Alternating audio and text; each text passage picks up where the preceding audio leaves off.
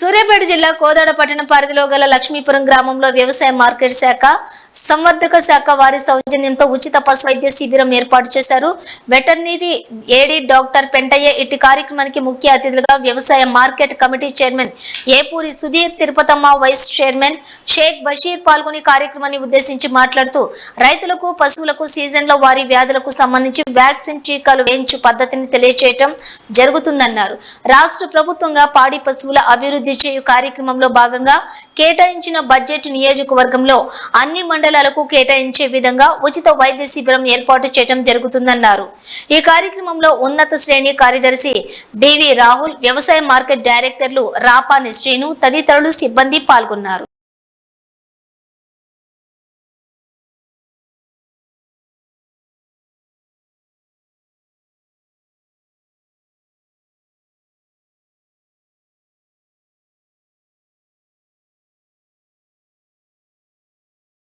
వ్యవసాయ రైతు అభివృద్ధి కోసం మరి పాడి పంట ముఖ్యమైన పాత్ర వహిస్తుంది గ్రామీణ ప్రాంతంలో.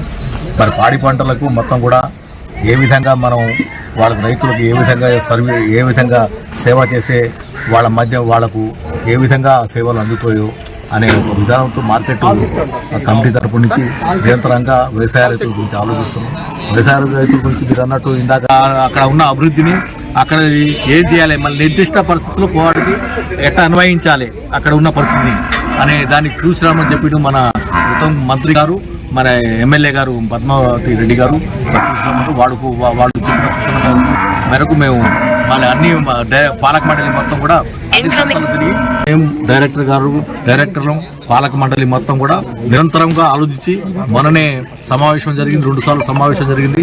సమావేశంలో మొత్తం రైతు అభివృద్ధి కోసం, పాడి పంట అభివృద్ధి కోసం, తర్వాత మార్కెట్ అభివృద్ధి కోసం, మార్కెట్ నిధుల్ని మరి ఎట్లయితే ఉపయోగించాలి, ప్రజలకు ఎట్లయితే ఉపయోగించాలి దానికోసమే మరి దాదాపు గంట మరి ఇంకో ఒక టైం పెట్టాలని ఆ గొర్రెల రైతులు ప్రతిపాదించడంతో వాళ్ళ కోరిక మేరకు మరి గురువారం నాడు సంతలో అదనపుగా ఇప్పుడు శుక్రవారం, ఆదివారం కాకుండా మళ్ళీ గురువారం కూడా మరి సంత నడిచేటట్టు రైతులకు అనుకూలంగా ఒక వాతావరణాన్ని కలిగిస్తున్నాం.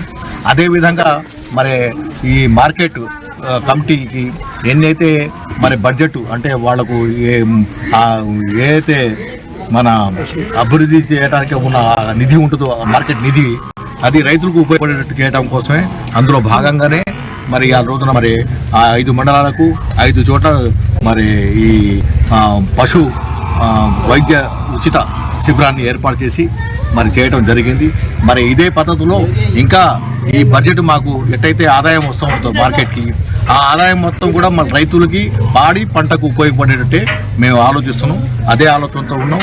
మరి రైతు కూడా మోసపోకుండా చేస్తున్నాం. ఇప్పుడు డాక్టర్ గారు కూడా అపారమైన అనుభవం ఉంది దానికి.